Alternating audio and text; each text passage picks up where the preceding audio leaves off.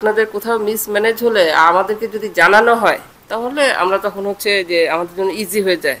তাহলে আমরা হচ্ছে যে তদন্ত করব, দরকার হলে আমরা আমাদের ম্যাজিস্ট্রেট নিয়ে গিয়ে আমরা হচ্ছে যে যাই, বন্ধ করতে হলে বন্ধ করব। তাহলে আপনারা আমাদেরকে তথ্যগুলো দিবেন। ডাক্তারদের সাথে যে রেষারেষি এই ব্যাপারগুলো আসলে তখন একটা সমস্যার সৃষ্টি হয়। ওই ধরনের সমস্যা যাতে না হয়, সবাই সবার মতো কাজ করবে, আমরাও আপনাদের সহযোগী আর হ্যাঁ আপনারাও আমাদের সহযোগী।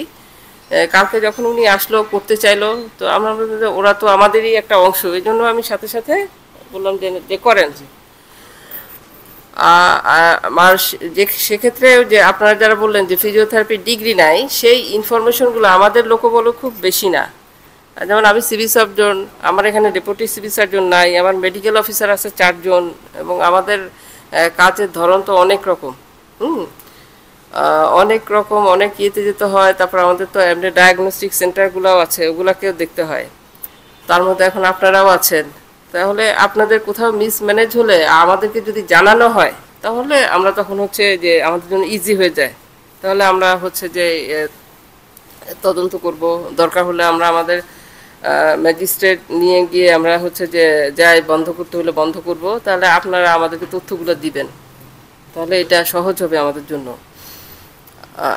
আর হচ্ছে যে আমাদের বাংলাদেশের মানে চিকিৎসা জগতে আপনার একটা অংশ, এবং আপনারা আপনাদের কাজগুলো ঠিকমতো করে যাবেন, এটাই আপনাদের কাছে আশা করি। আর এখানে আর আমিও হচ্ছে যে মানে প্রশাসনিক লেভেলে আসছি খুব পরে।